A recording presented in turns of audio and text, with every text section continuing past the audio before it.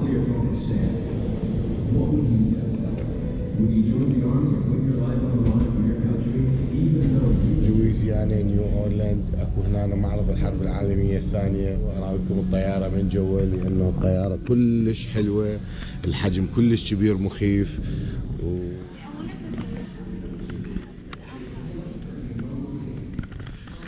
أنا دا أصور بالمتحف وجدتي عروس تعطيك صور عرسها بمتحف الحرب العالمية الثانية.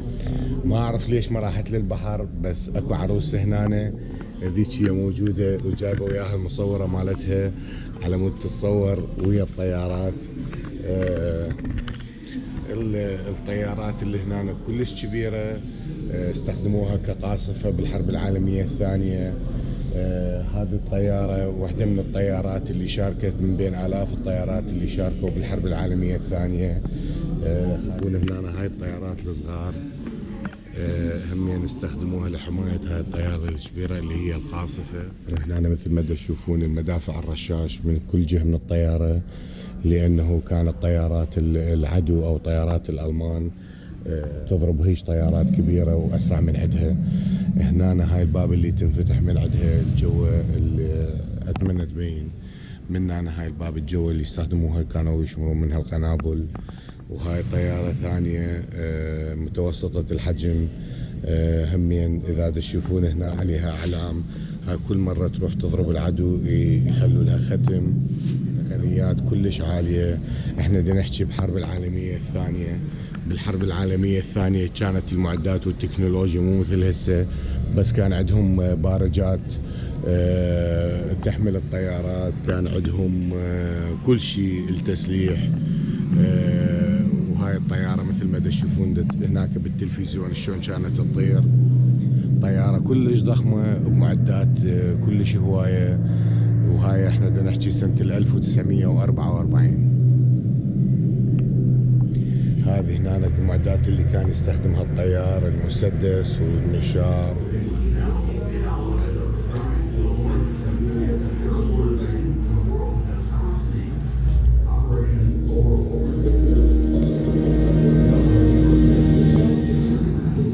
It was only my third mission. I was green. I didn't know what war was like until I went to Berlin. On March 6, 1944, American air crews in the 8th Air Force learned that they are going to Berlin, the most dangerous target in the Third Reich.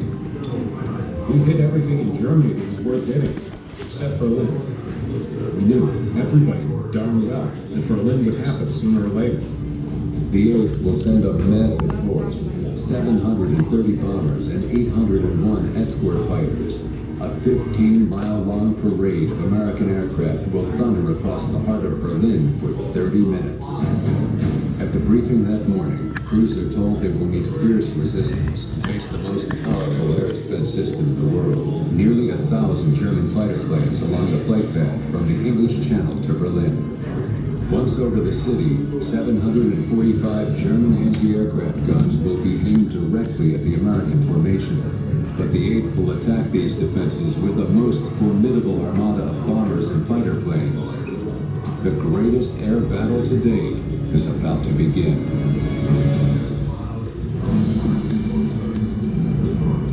The 8th Air Force bombers take off from England under sparkling blue skies and form up over the North Sea. As the bomber train approaches the German border, a 45-mile-per-hour crosswind pushes the 1st Air Division off course. The 3rd Air Division, including the lead 100th Bomb Group, stays the course. Navigator, pilot, flying at crosswind. I can't see the end of the 1st Division anymore. Roger that, remain on course. A 20-mile gap opens between the two divisions. Without fighter support, the 3rd Division is now dangerously exposed to German fighters.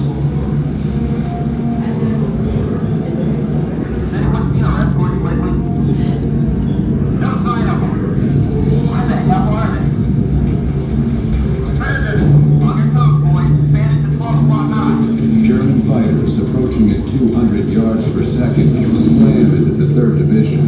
Wave after wave of them, 50 abreast, they attack head on. The 100th Bomb Group gets the worst of it. Minutes later, the sky is filled with acrid black smoke and mangled bombers in death spins. Airmen leap from the doomed planes, some without parachutes. Within minutes, 15 B-17s from the 100th Bomb Group are lost. As the remaining bombers reach the city, enemy anti-aircraft guns unleash a barrage of flak. It's the thickest blanket of flak the bomber crews have ever seen. Battling the piercing cold, it's 30 degrees below zero inside the bombers. Many crewmen are bathed in fright sweat. Patchy cloud cover obscures their target, a ball bearing plant. Through holes in the clouds, they attack.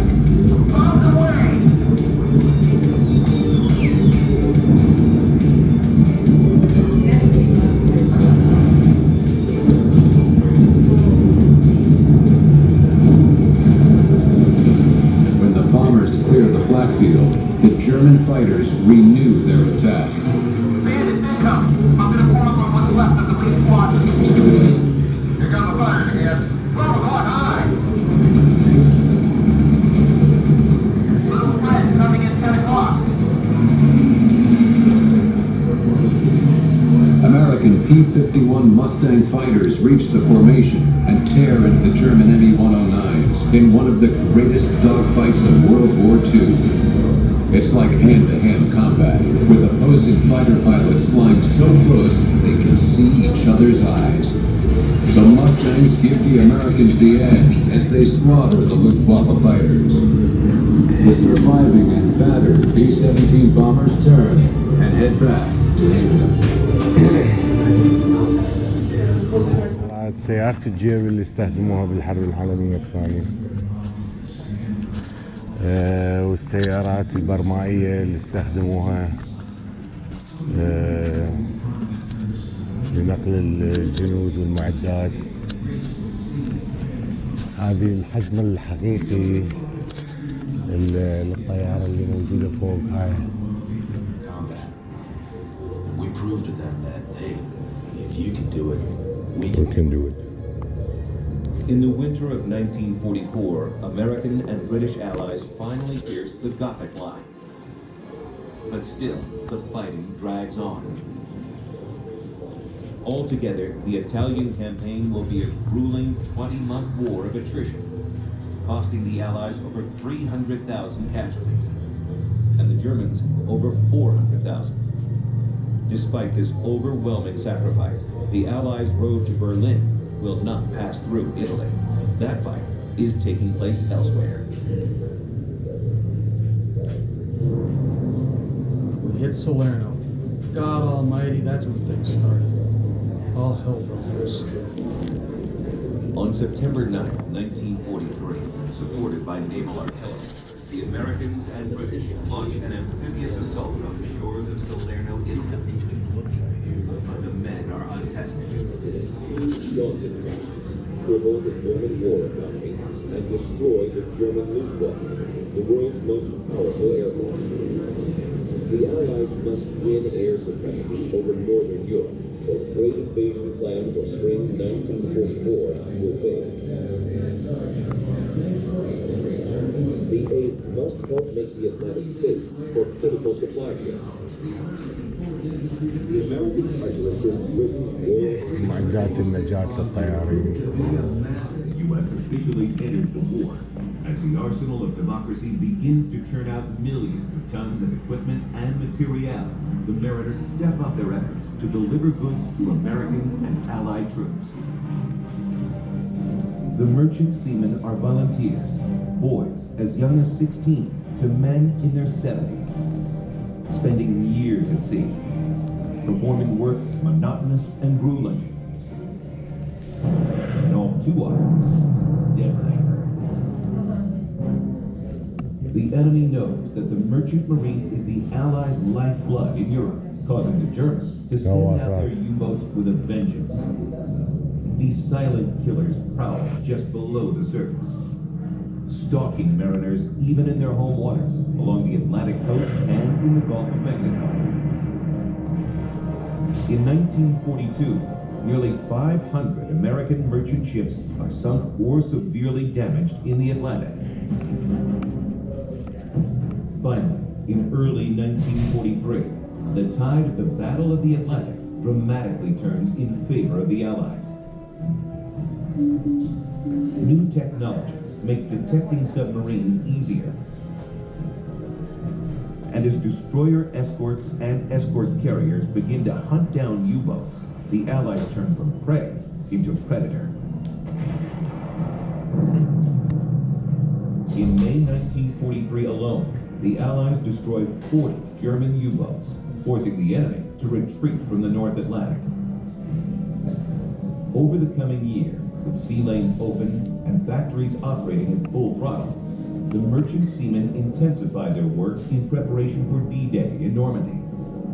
D-Day. They transport nearly 500,000 troops and 16 million tons of cargo to support the largest amphibious invasion in history.